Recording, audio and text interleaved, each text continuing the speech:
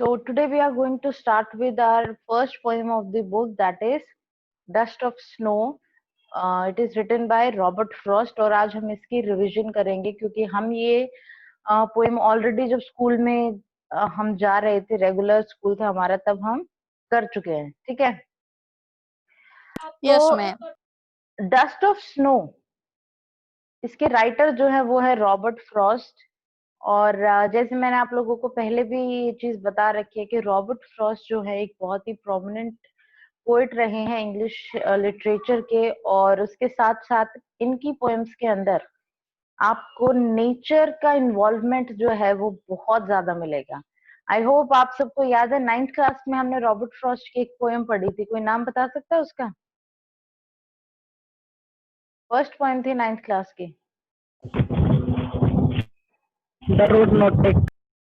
Very good. The poem was the road not taken. और आपको याद होगा तो उस पोएम के अंदर भी जो उन्होंने नेचर को, फॉरेस्ट को और येलो ट्रीज को, उन सारी चीजों को बड़ी खूबसूरती से इंक्लूड किया था अपनी पोएम के अंदर. And same thing has happened here.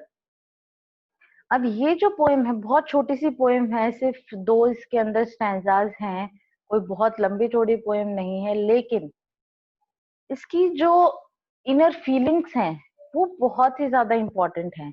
Her poem की 2 साइड्स होती हैं. एक होती है outer meaning according to the words जो पोएट ने यूज किए हैं वो, और दूसरा होता है उसका एक हिडन मीनिंग जो कि उन वर्ड्स को लिखते वक्त पोएट ने किन इंटेंशंस के साथ उस पोएम को लिखा है. ठीक है.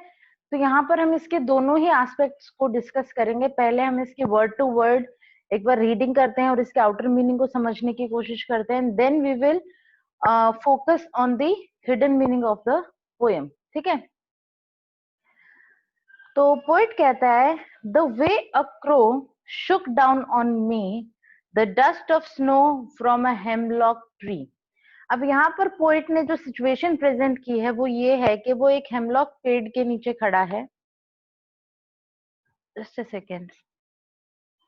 कि वो एक हेमलॉक पेड़ के नीचे खड़ा है. Now what is a hemlock tree? किसी को पता है क्या होता है hemlock tree? I think we have discussed it. दतूरा.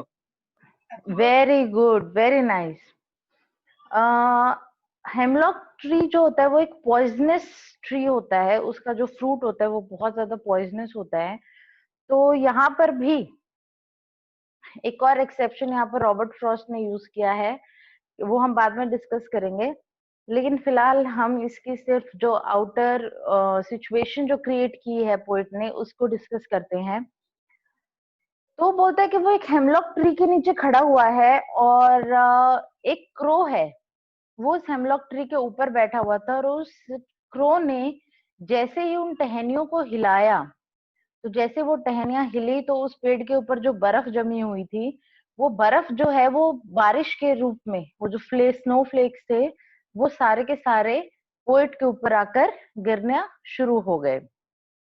has given my heart a change of mood and saved some part of the day I had rued.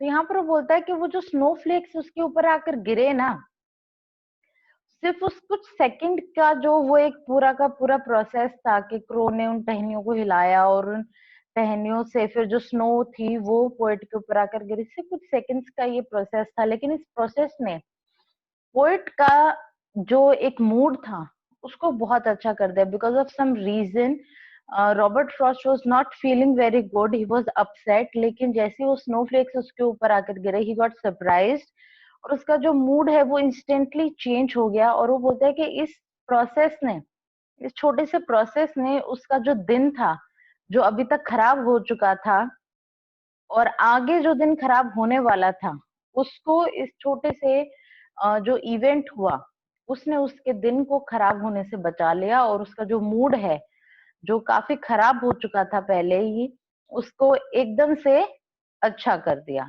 ठीक है. यहाँ पर एक वर्ड यूज हुआ है, लास्ट वर्ड है, दैट इज रूड. तो rude का मतलब होता है कि किसी चीज के पछतावे को पकड़ कर रहना. मे बी उसके साथ कुछ गलत हुआ हो और वो उसी पछतावे में अपना जो अभी तक का टाइम खराब कर चुका था, प्लस जो उसका दिन अभी और आने वाला था, उस दिन को भी उसी पछतावे में वो खराब कर देता। लेकिन इस छोटे से इस इवेंट ने उसके मूड को चेंज कर दिया and he was able to save his day from getting ruined. ठीक है, ये सिर्फ एक छोटी सी स्टोरी है, लेकिन नाउ कम्स द पॉइंट के इसका एक हिडन मीनिंग क्या है। What is the main aim of the poet to write these words to present this little story in front of us.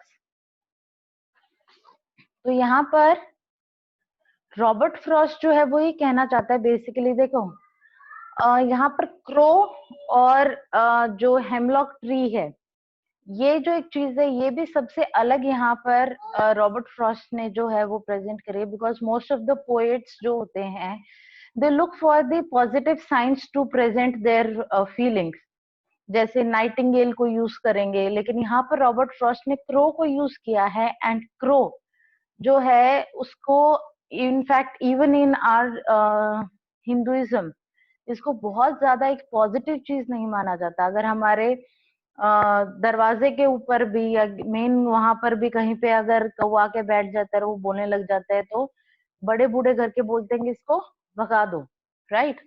तो basically crow do not represent a very positive aspect, right.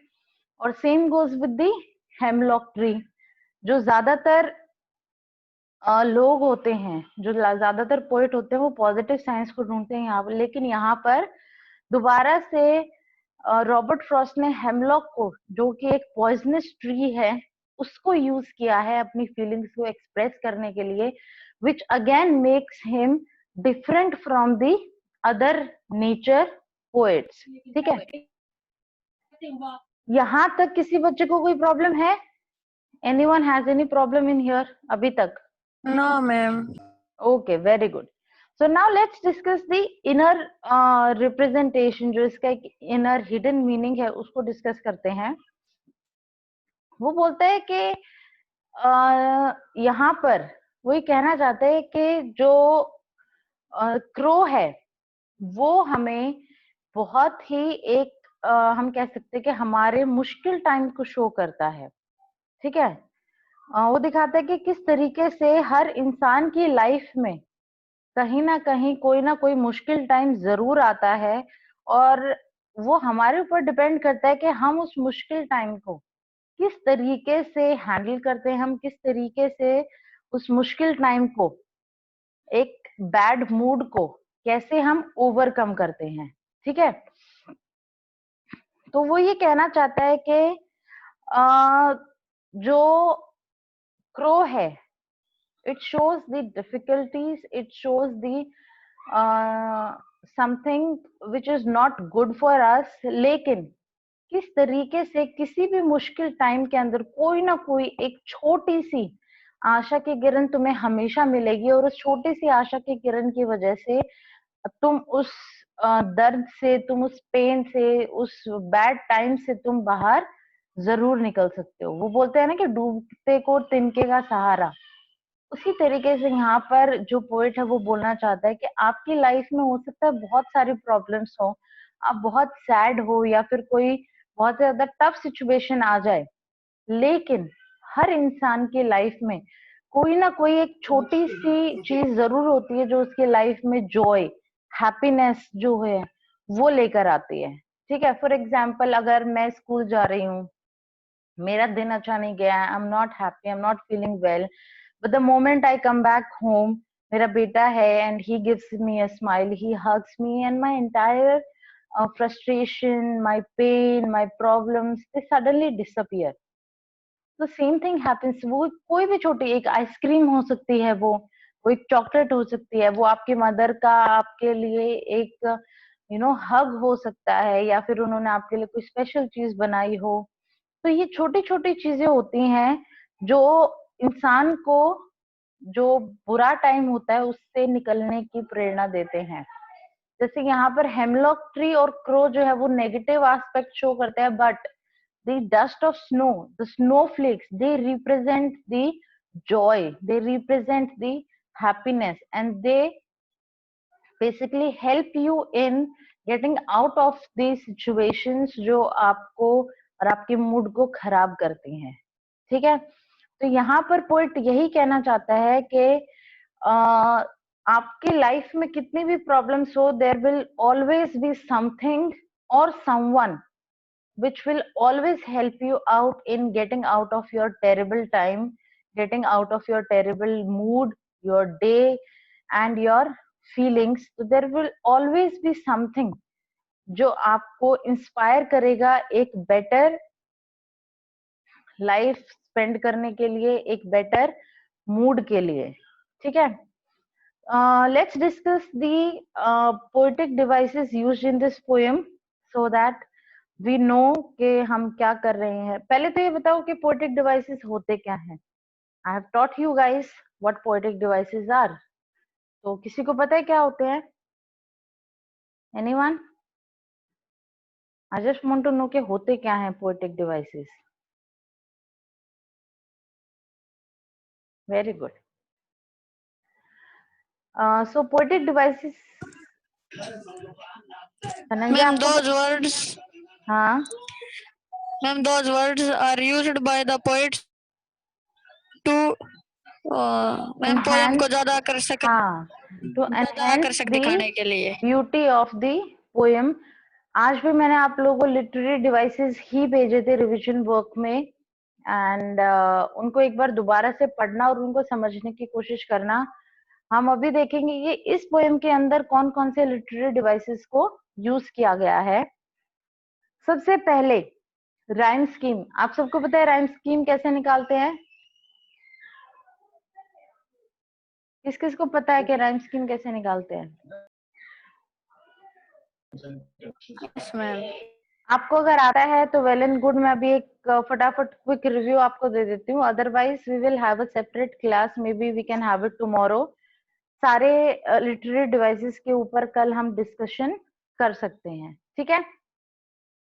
तो rhyme scheme जो होती है वो होती है कि आप किसी भी स्टेंजा के लास्ट जो वर्ड्स होते हैं उनको मैच करते हो to find if they are rhyming with each other और नॉट, ठीक है। तो यहाँ पर इस पोएम की जो राइम स्कीम है वो है A B C D, because you can see that crow and snow are matching with each other and me and tree are matching with each other, heart and part are meeting with each other, rhyming with each other, and mood and rude are matching with each other, ठीक है। दूसरा आपका यहाँ पर जो use किया गया है वो है alliteration. Now what is alliteration? कोई बताएगा? Anyone? What is alliteration? Alliteration होता है जब एक ही लाइन के अंदर दो वर्ड्स एक के बाद एक हो और उनका जो फर्स्ट लेटर है वो सेम हो, और उससे ज्यादा इंपॉर्टेंट है लेटर सेम होने के साथ साथ उनकी जो प्रोनाउंसिएशन है, जो उनकी साउंड है वो सेम हो। फॉर एग्जाम्पल यहाँ पर है एंड सेव्ड सम पार्ट, तो यहाँ पर सेव्ड और सम दोनों ऐसे स्टार्ट हो रहे हैं और दोनों की साउंड भी स की आ रही है, राइट। तो that is alliteration used there. Assonance एक और है। एसोनेंस क्या होता है? The prominence of a vowel sound through out a line is called assonance. मतलब किसी भी एक वोवल A-E-I-O-U में से किसी भी एक वोवल की जो डोमिनेंस है अगर आपको एक लाइन के अंदर दिखाई दे, फॉर एग्जाम्पल यहाँ पर लाइन है एक शुक ऑन मी, तो यहाँ पर इस लाइन के अंदर एक वोवल है ओ जो कि बहुत ज्यादा बार आ रहा है, जैसे शुक में 2 बार आया, डाउन में 2 बार आया, ऑन में 1 बार आया है। सो जब एक लाइन के अंदर किसी भी वोवल की प्रेजेंस जो है वो डोमिनेंट हो तो उसको हम एसोनेंस बोलते हैं, ठीक है। यहाँ पर ओ की साउंड जो है वो बहुत ज्यादा प्रोमिनेंट है। बाकी हम इसके कल डिस्कस करेंगे, मतलब लिटरेरी डिवाइसेस को हम डिटेल में we will discuss them tomorrow, ठीक है। Okay ma'am.